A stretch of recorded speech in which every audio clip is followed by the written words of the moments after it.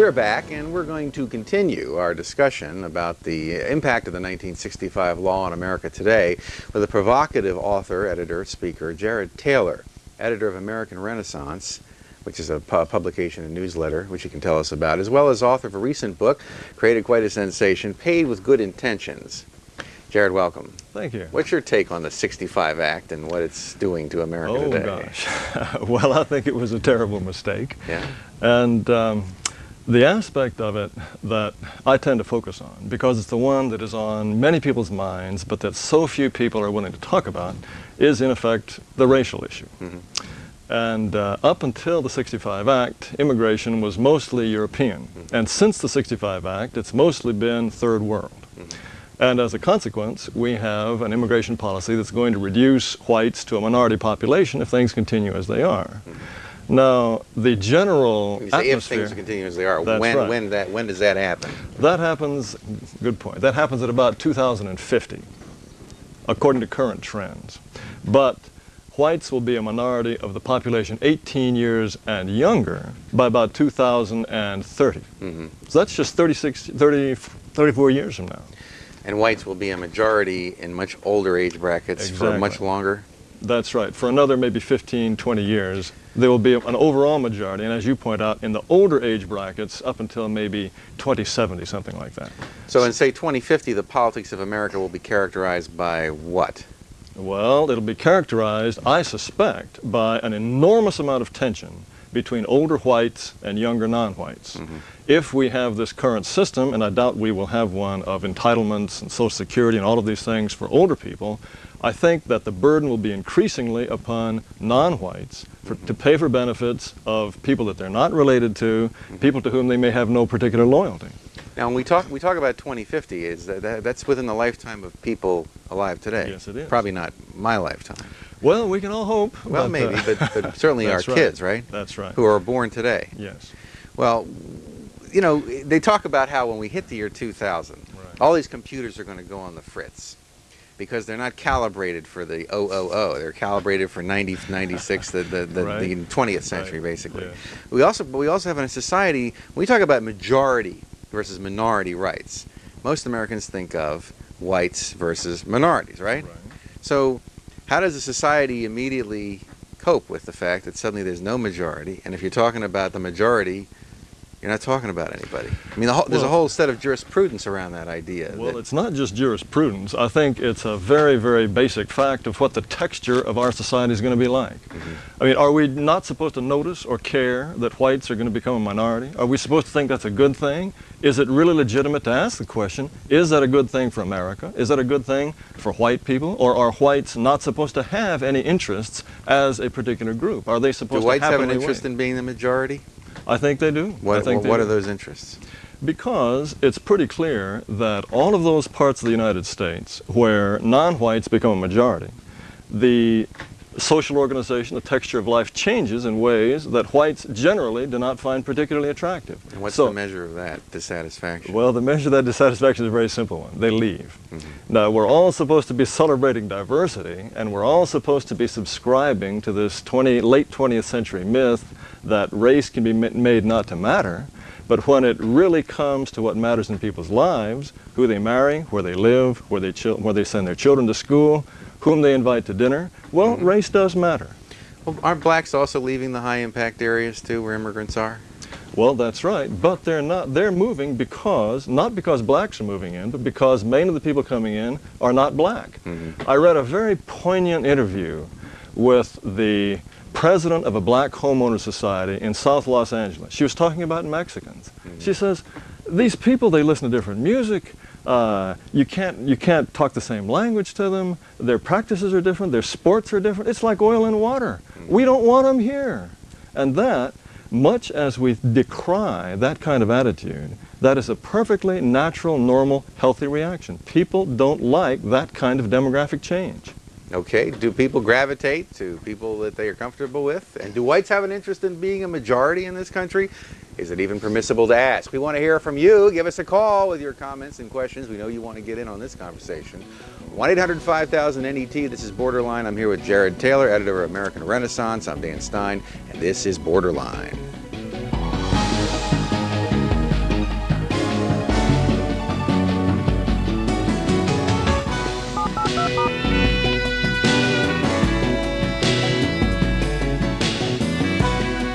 will be able to communicate directly to FAIR's website. We're back. We're talking to Jared Taylor. We're talking about the question of immigration, ethnicity, and race.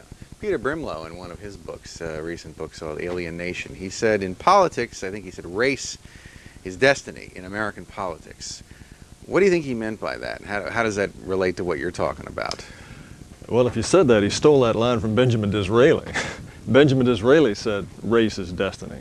I think the point Disraeli was making, it's one that was common in previous decades and previous centuries, but nobody dares say it today, and that is all around the world you see people of different races building consistently different societies.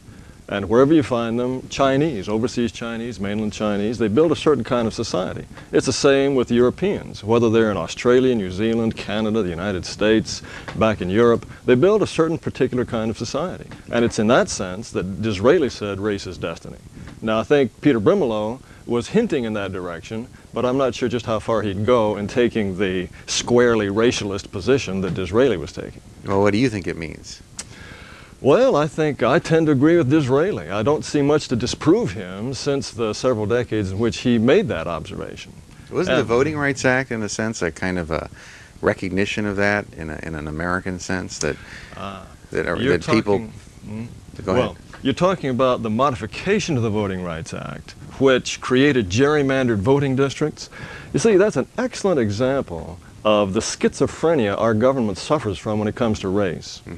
In terms of housing or schooling, we're all supposed to pretend that race doesn't matter for anything. And yet when it comes to voting, our government drew these special districts so that non-whites could vote non-whites into office. The assumption being that, well, gosh, race does matter. Well, does it or doesn't it? My view is race definitely matters.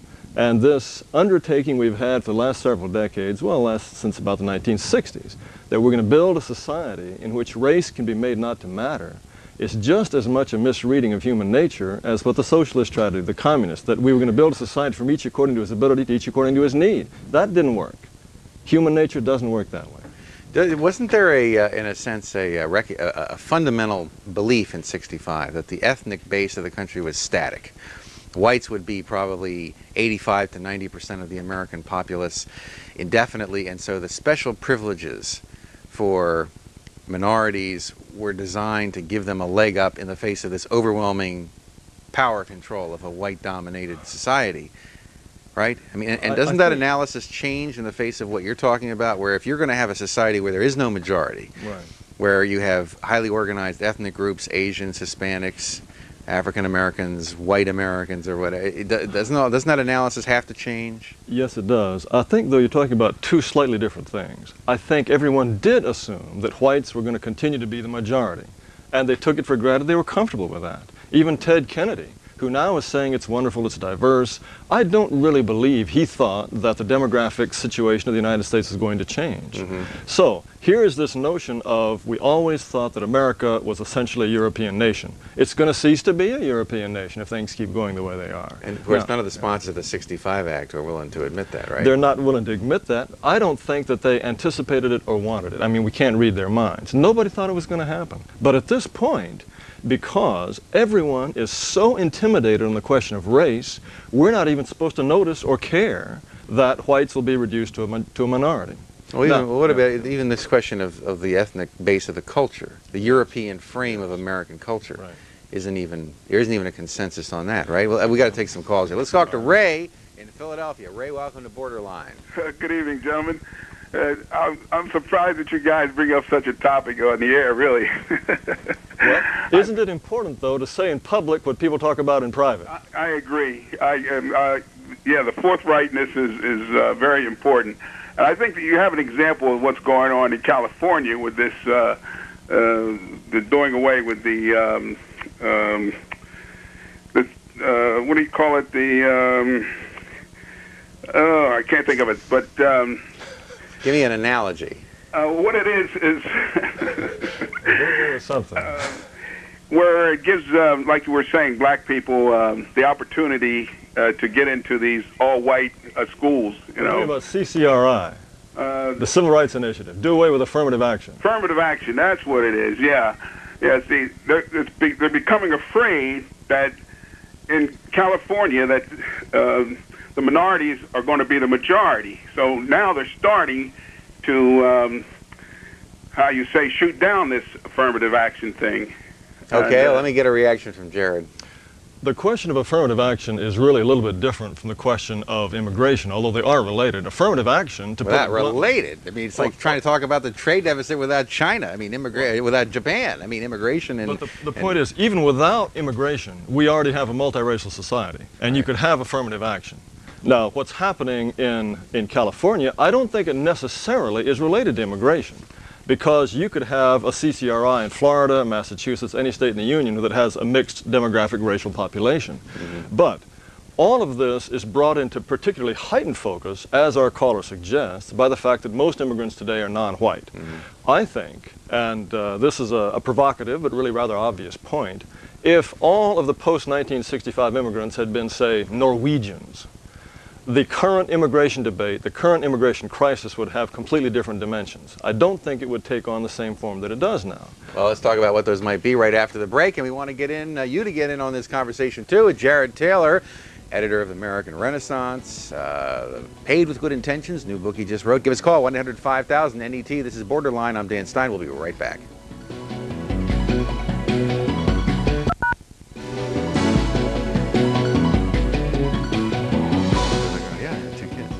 We're back. Let's take some calls. Let's talk to Lawrence in Fredericksburg, Virginia. Lawrence, welcome. Yeah, this is Lawrence Cohen. I would like you to comment, if you would, on Wilmot Robertson's idea of the ethno-state. And secondly, it seems to me that Israel, I'm fairly familiar with Israeli politics and so forth, that it seems to me that Israel is moving towards possibly an ethno-state. And I appreciate you for speaking out on your beliefs. Thank you, and I'll listen.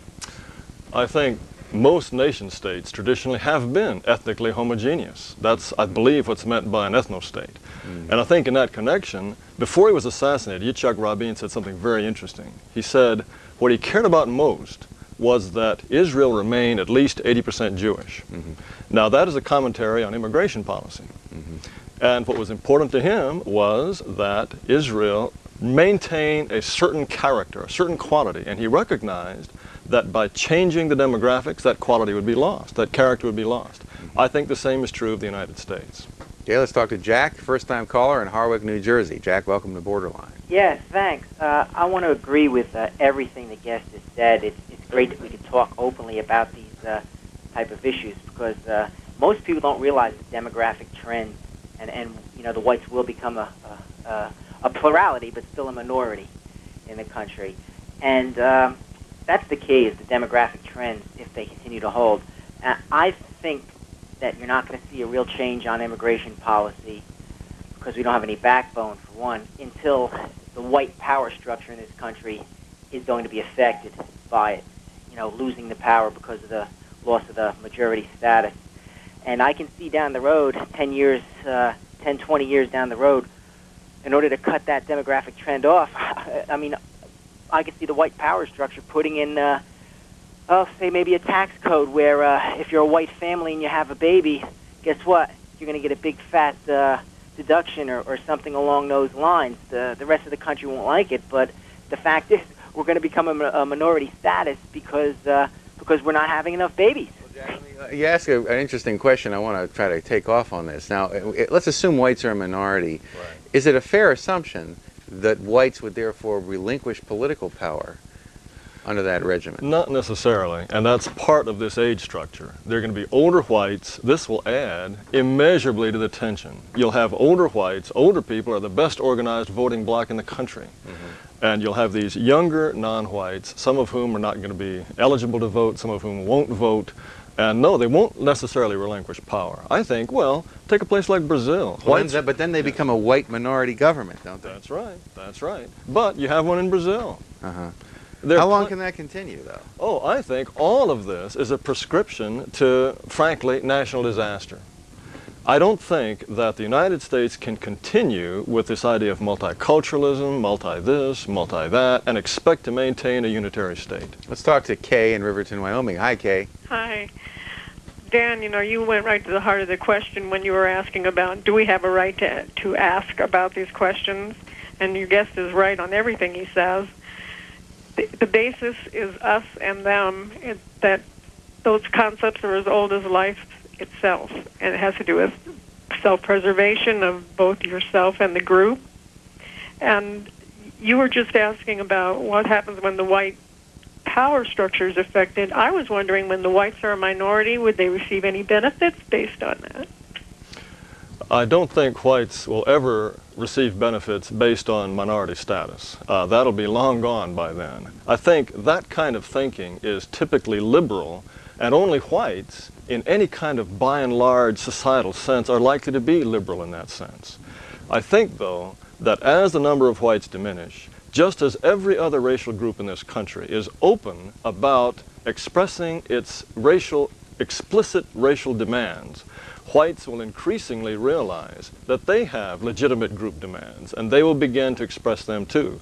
All of this will lead to further conflict of, I think, a very disagreeable proportion, but it's one that will be promoted the more different races, different cultures, different nationalities end up in the United States. How do you define the word racism when you use it? Racism? Well, I don't use it very often, but racism in the United States today is generally an accusation that you make when you want to shut somebody up. Okay. It's a swear word, basically. And so you don't think it has any legitimate content anymore? It can have legitimate content, but mainly people use it when they have run out of arguments, and it's the most graceless way of admitting that you've lost the argument. Is it good that it's lost its meaning? No, I don't think so. Okay, let's talk to Annabelle in New. No, I'm being told I can't talk to you, Annabelle. The call next week, because we'll get back with you. Well, go ahead. Let me finish up on that. On that question thought, about race. I suppose if racism has a really legitimate meaning, it would be someone who hates people of other races or dislikes them or wishes to dominate them. In that sense, I don't think there are very many racists in this country. But you can be opposed to affirmative action. You can be a white person who is opposed to racial discrimination against whites in the form of affirmative action and be accused of racism. What's going on How here? would a sustained drop in immigration for a while help the country cope with these problems, or would it impair our ability to? I think it would help immeasurably. I think that people often talk about a breathing spell. Look, I'm talking about as if race is this terrible dividing line. It doesn't always have to be. There are going to be some Asians, some Hispanics, some blacks who really do assimilate in some fashion to European civilization. But the more of people who are coming in from Mexico or from Haiti or Guatemala, wherever it is, the more they are likely to create a reestablishment of their own mores, their own culture, their own way of doing things. And So all the of breathing that, space gives you a chance to digest and Americanize? if that is in fact possible. And I'm not sure it even is, even if we stopped immigration right now. Jared Taylor, we can do this for a lot longer, I'm sure. That's thanks to our guest, Jared Taylor, author of the book Paved with Good Intentions. And earlier we were joined by a retired Senator, Eugene McCarthy. Next week we're going to be talking to Chilton Williamson, who's written an interesting brand new book called The Immigration Mistake. Provocative book. You won't want to miss that. For the entire staff of Borderline, thanks for watching.